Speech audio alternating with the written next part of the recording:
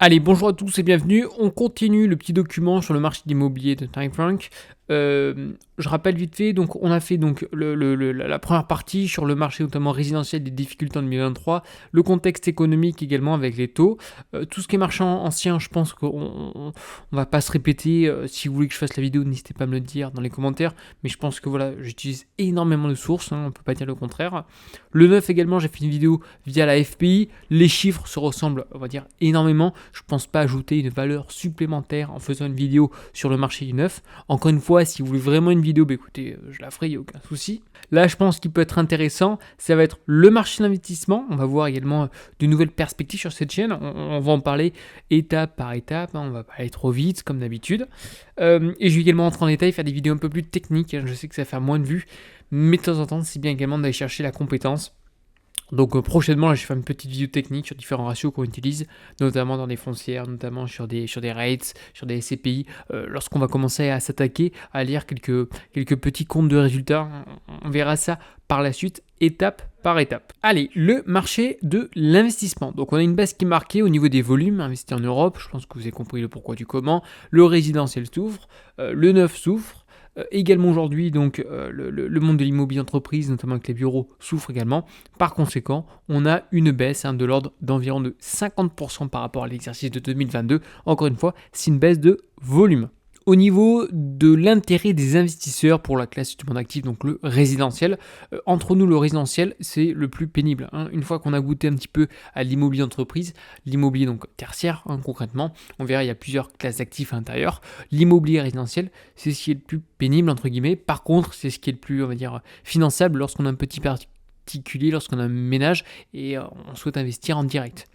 Par contre, si vous cherchez davantage de rendement ou de rentabilité avec des baux qui sont protecteurs, notamment pour le bailleur, on va se diriger vers d'autres classes d'actifs. On verra ça également prochainement. Donc je reprends, donc on a toujours un intérêt justement pour cette classe d'actifs qui ne se dément pas. La hausse aujourd'hui notamment des coûts de financement donc s'allonge, notamment au niveau des durées d'emprunt, également tout ce qu'en termes de négociation, la correction des prix donc métriques est limitée, une baisse qui est, alors encore une fois ça dépend des villes, encore une fois, mais si on le compare à la forte hausse des taux, il y a une baisse aujourd'hui qui est pas assez importante justement pour pallier à ce manque aujourd'hui donc de capacité notamment pour les futurs acquéreurs à pouvoir investir. Voilà, trop de gens aujourd'hui sont on va dire limités dans le financement. Il faut également un apport. On a des taux qui sont hauts, donc bon nombre aujourd'hui d'investisseurs attendent. Encore une fois, moi je redis, ou je suis pas quasi sûr de mes propos, mais je le pense sincèrement, c'est que il faut se concentrer sur le bien en question. Des fois, vous avez d'excellentes affaires, je vous assure, même si les conditions macro, micro sont très mauvaises, il y a des biens, il y a toujours des biens à vendre, il y aura toujours aujourd'hui des opportunités, peu importe le marché. Je rappelle, un bien est unique et hétérogène. Des fois, il y a certaines affaires dans des quartiers, ça arrive une fois tous les 10 ans, peu importe le contexte, des fois, il faut y aller. On a également une autre classe d'actifs aujourd'hui, donc les bureaux qui souffrent énormément. Donc, c'est vrai que j'ai peut-être un peu critiqué au préalable le résidentiel, mais le résidentiel, l'avantage, c'est qu'on va quasiment toujours trouver aujourd'hui un locataire en question. Là aujourd'hui avec le télétravail, l'IA, ce qui arrive aujourd'hui, on a un changement aujourd'hui de perspective. Les bureaux d'il y a 10-15 ans ne sont plus adaptés au monde aujourd'hui.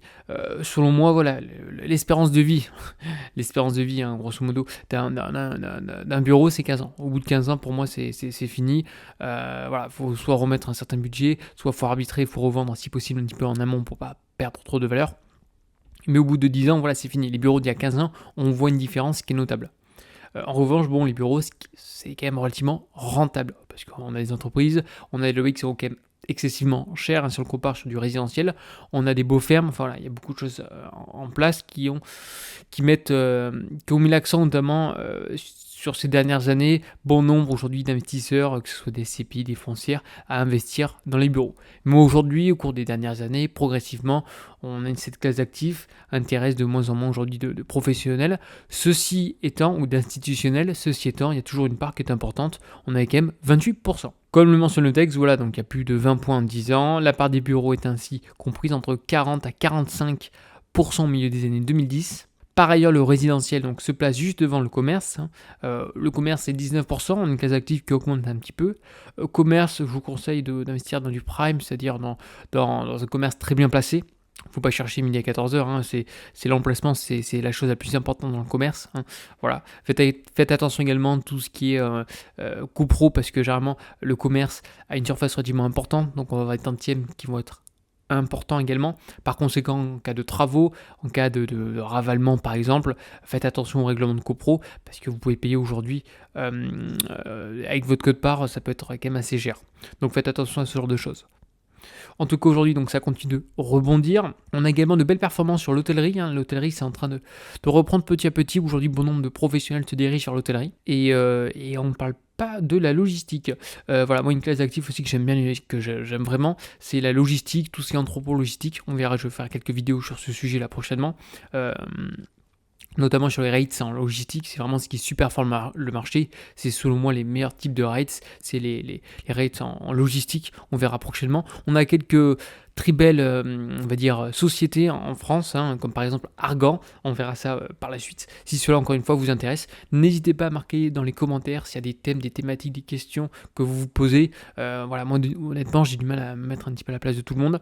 Je vois des vidéos qui font du vu, des gens qui like, qui aiment bien, bon je continue, mais j'aimerais bien également toucher à d'autres petits domaines, donc n'hésitez pas à me le mentionner dans les commentaires.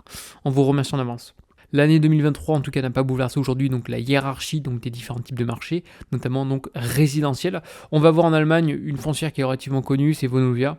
Je pense que certains le connaissent. Bon, d'une manière générale aujourd'hui, donc la répartition des volumes investis sur le marché résidentiel. Donc on a en première position donc le Royaume-Uni avec 30%. On va voir par la suite donc l'Allemagne et puis après on a donc les autres. Bon, généralement c'est les pays notamment européens. On a un peu également d'Autriche par exemple. Et autrement, on va voir donc la France, par la suite donc Pays-Bas et la Suède. Suède également, il y a de très belles sociétés en Suède, notamment les pays nordiques. C'est très bien géré. Enfin en tout cas moi c'est un pays en tout cas que j'apprécie fortement. Alors, au niveau du volume investi sur le marché donc immobilier résidentiel, en tout cas résidentiel ou même sur les autres types de marchés de manière générale, c'est à peu près la même évolution, hormis peut-être la logistique. Mais bon, on verra ça par la suite. Donc on a eu des marchés porteurs, des taux d'intérêt relativement bas, une demande importante, avec justement notamment l'effet Covid. On a eu donc des volumes qui étaient relativement importants. Et puis par la suite, en corrélation avec la montée des taux, on a une correction. Donc on est quand même sur des niveaux relativement bas, du moins à ce jour. Volume investi donc sur le marché immobilier, donc vous pouvez observer d'une manière générale, comme je l'ai mentionné, les bureaux ça décroît gentiment. Je pense qu'un jour les bureaux repartiront. En ce moment, c'est pas trop la tendance, et puis c'est mal parti, hein, comme vous pouvez voir dans les très grandes villes, New York, on a également, pareil encore une fois, ça dépend également de l'emplacement. L'emplacement fait tout. Au niveau de l'industriel, donc tout ce qui est, je viens de vous dire, plutôt logistique, hein, ça prend une part qui est relativement importante, notamment avec le e-commerce, ça se développe énormément. Les commerces de proximité, pareil, il y aura toujours une certaine attractivité. Encore une fois, il faut vraiment un super emplacement, hein, qu'on se met d'accord, parce un commerce mal placé, avec très peu de visibilité, compliqué pour faire face aux plateformes aujourd'hui de e-commerce. Au niveau du commerce, commerce qui est encore une fois une part assez importante et je pense qu'il risque de perdurer. Pourquoi ? Parce qu'également il y a des évolutions. Alors, bon nombre de personnes vont m'énoncer, oui, il y a le e-commerce. En effet, il y a le e-commerce qui existe aujourd'hui, qui va continuer de se développer. Toutefois, aujourd'hui, on a besoin d'essayer des choses avant d'acheter. Généralement, si on passe à la boutique, hop, on l'essaye, ça marche ou pas. Et puis d'ailleurs, on va chercher le meilleur prix sur Internet. Ce que font généralement bon nombre de personnes. Le deuxième point également qui risque d'arriver, ça va être l'apparition notamment de boutiques plutôt, je viens de vous dire, éphémères, ça existe aujourd'hui. Alors, je ne le compare pas avec le côté Airbnb du côté des actifs donc du résidentiel, mais on pourra justement signer sur du commerce, donc des baux dérogatoires, plutôt de courte durée, pour présenter par exemple une nouvelle collection de vêtements, pourquoi pas présenter un nouveau produit, et donc ça pourrait répondre à un nouveau besoin en fait. Donc je pense que c'est quelque chose qui risque d'arriver sur les emplacements de qualité. Donc les personnes vont réserver un certain mois en question pour présenter les produits. Hôtellerie donc qui a souffert avec le Airbnb. Encore une fois, il y a toujours besoin aujourd'hui d'hôtels de prestations, parce que moi-même, on est d'accord, lorsqu'on part en voyage, on regarde évidemment Airbnb. Des fois, c'est moins cher de prendre l'hôtel que du Airbnb avec le petit déjeuner compris. Donc regardez bien encore une fois.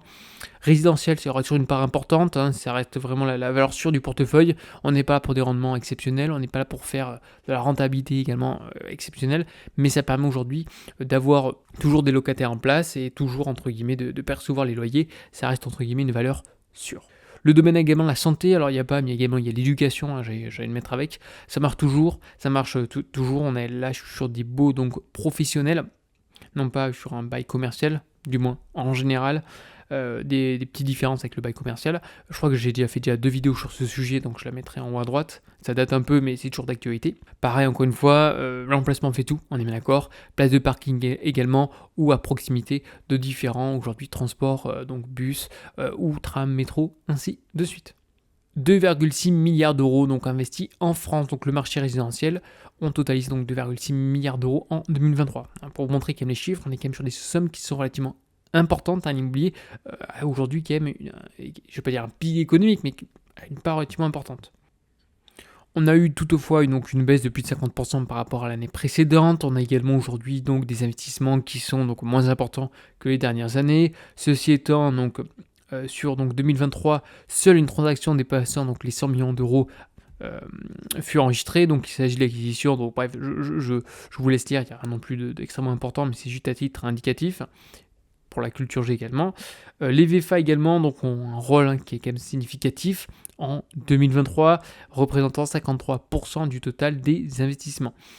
Évidemment, on a les CGP, évidemment, lorsqu'on commence à gagner sa vie, on va payer des impôts. Donc le premier réflexe, c'est stop, je veux plus payer d'impôts. Donc on va chercher la défisque et généralement, on part sur du Pinel. C'est un petit peu le schéma classique qui arrive, je ne vais pas dire malheureusement, parce que ça dépend de chacun, et on investit avec son argent, on peut investir dans ce que l'on souhaite, c'est le vôtre, j'ai envie de vous dire. Voici donc la répartition donc, des volumes investis selon le type d'actif en France.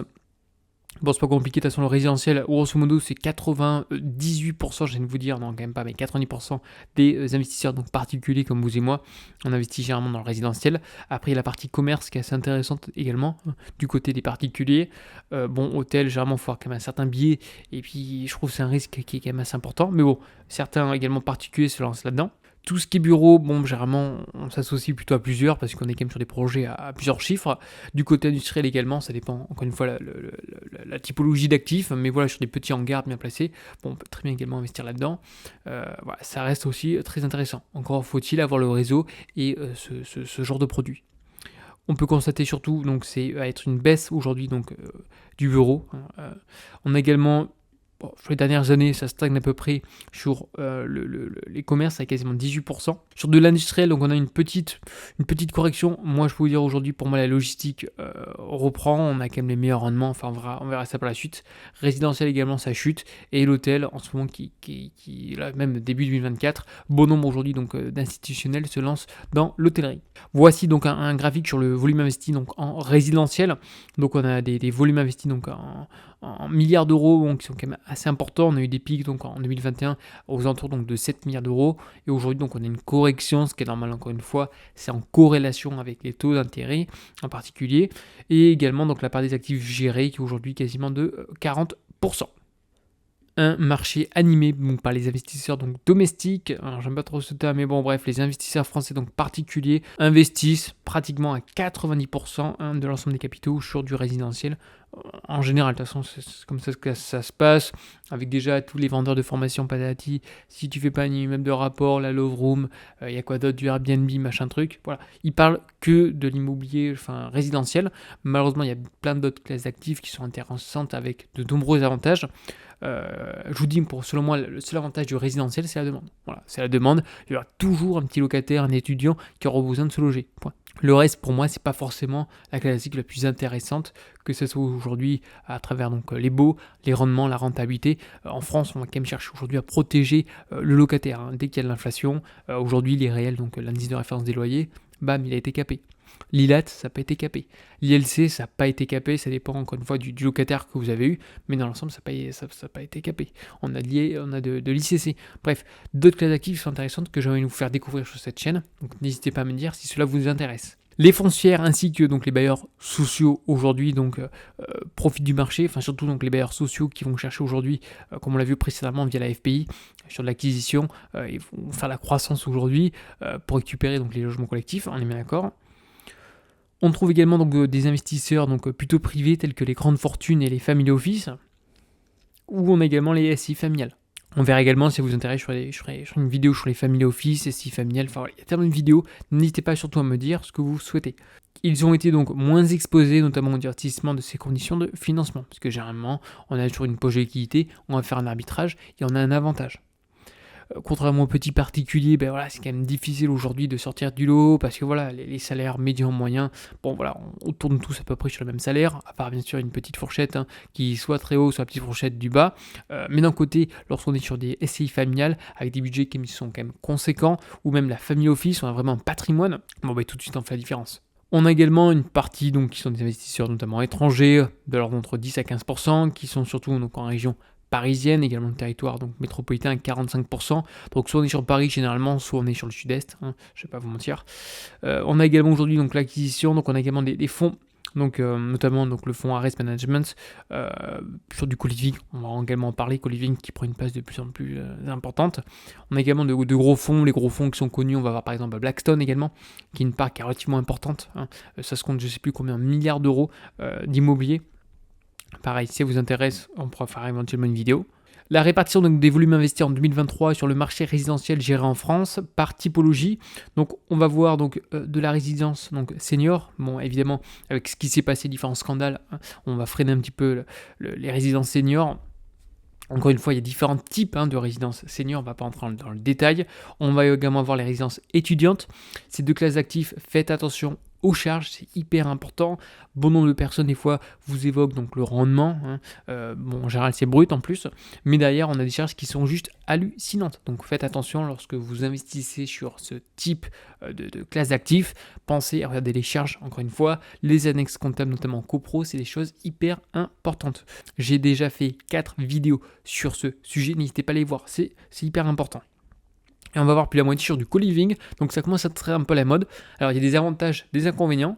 Le seul petit bémol, moi je viens de vous dire du co-living, c'est par exemple que voilà, on va voir la cuisine en commun. Bon ben demain, il y en a un qui casse le four, on répercute à qui, voilà. Alors vous allez me dire oui, on fait moitié-moitié. S'il y en a un qui se barre, des fois en plein milieu de l'année, c'est compliqué de trouver un nouveau locataire. Voilà. Donc il y a des petits inconvénients, il y a des avantages également, notamment en termes de rendement. Voilà, ça a pesé le pour et le contre. Donc le taux de rendement prime en France, donc ce qui performe le mieux, donc bon là c'est le bureau, mais de manière générale c'est la logistique, on verra ça prochainement. Donc logistique en number one. Après donc on a les bureaux avec 4,25%. Encore une fois on est sur du prime, voilà. On va voir également donc les logements de Paris aux alentours de 4%, et donc l'OAT, c'est les obligations assimilables au trésor de 71. Et au niveau donc des rendements, donc résidence de seniors, on est quasiment à plus de 5. Ce que je vous mentionnais, on a des rendements qui peuvent être intéressants, mais on a des charges qui sont relativement importantes. Donc faites attention aux charges. Allez, la vidéo touche à sa fin, donc n'hésitez pas à liker, n'hésitez pas à me donner des idées. Je vous dis, j'ai pas mal d'idées, mais si je peux être dans votre sens également, je pense que ça pourrait être sympa pour tout le monde. On like, un petit commentaire s'il vous plaît pour me soutenir, on partage, et je vous dis à une prochaine vidéo. Allez, bye bye.